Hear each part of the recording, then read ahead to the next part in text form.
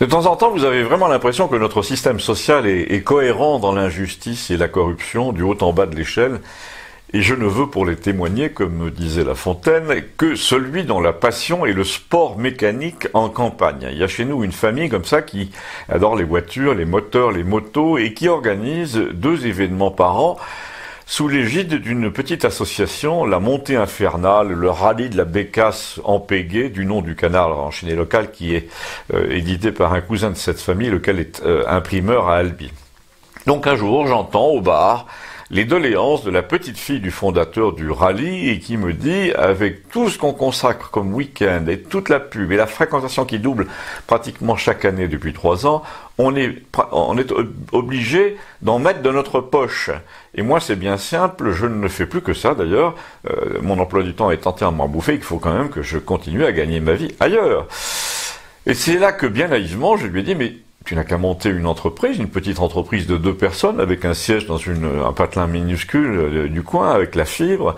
Tu prends une secrétaire et tu deviens salarié du rallye de la Bécasse au lieu d'être son esclave bénévole. Elle me dit, mais tu parles.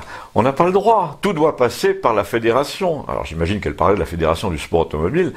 Tu n'as pas le droit d'organiser quoi que ce soit, de faire payer le moindre droit au bénéfice de ta structure locale. Tout remonte obligatoirement vers les gens de la Fédé, qui, eux, se prennent des salaires monstrueux, pendant qu'ici, une armée de jeunes de 20 ans ramasse les banderoles dans la boue, empile les bottes de paille dans les virages, piétine pour faire la sécurité contre les gens qui veulent faire des photos sur les voitures, et le tout pour pas un rond. Et là, il était lancé, et pendant qu'elle parlait, je vous la fais un peu dans le texte, je ne pouvais pas m'empêcher de faire le parallèle avec la politique. Elle m'a dit, en plus, ils connaissent rien aux particularités du coin, la moitié des mecs ont entre 60 et 80, ils savent rien des nouveaux châssis, du carbone, des moteurs modernes, des nouveaux carburants. Ils ne connaissent rien non plus à Internet, ils sont tout juste bons à faire des gueuletons et à prendre des ronds au passage. Et quand moi et mon père, on commence à gueuler, on leur dit qu'on en a assez de se crever pour rien, eh ben, ils nous font monter pour une semaine à l'Assemblée Générale à Mulhouse, là, ou à Brest, loger au Mercure, tout ça pour te calmer. Et toi, tu poses une semaine de congé, évidemment, mais eux, leur congé, ils les gardent parce que c'est leur boulot, ça. Serrer des mains devant des petits fours et regarder les PowerPoint dans une salle climatisée et discuter avec Ford et avec Toyota. Bon, que nous passons 5 jours à nous faire engueuler parce que tout n'est pas nickel pour les assurances ou la sécurité. Et elle me dit, c'est pareil à peu près pour tous les sports. Quand tu réfléchis, même le foot, surtout le foot, tu as 1 million de gosses de 10 à 15 ans qui versent entre 30 et 100 euros par an, et qui servent à engraisser un nombre d'intermédiaires invraisemblables, de voitures au logo de la Fédé, de voyages, d'études au Qatar ou au Brésil.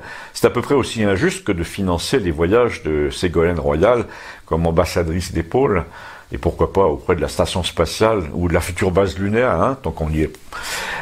Non, on est vraiment tombé sur la tête. Elle me dit, il faut redescendre les mecs. Alors je lui demande, donc tu as une solution, parce que les spectateurs de Campagnol t'écoutent attentivement, et ils attendent ta solution. Eh ben, ma solution, me dit-elle, c'est la tienne.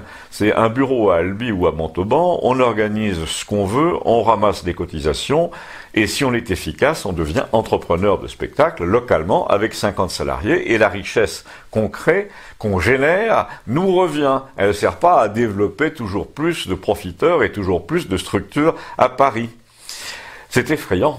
Là, c'est moi qui me suis dit ça, comme l'écho des problèmes généraux de la nation résonne en ce moment dans le plus petit village et la plus petite activité. Elle a conclu en disant, il y a un moment où les gens vont finir par faire ce qu'ils veulent, ils cotiseront plus nulle part, et c'est tout ce que tous ces gens-là auront gagné.